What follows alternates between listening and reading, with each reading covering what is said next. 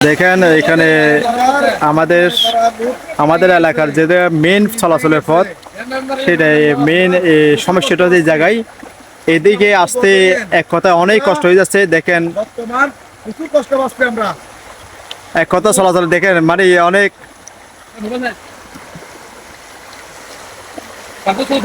এক কথায় অনেক কষ্ট হচ্ছে, মানে এদিক দিয়ে পানির স্রোত একটু বেশি, বুঝছেন?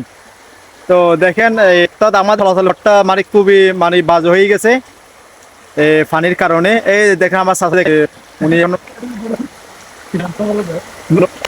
দেখেন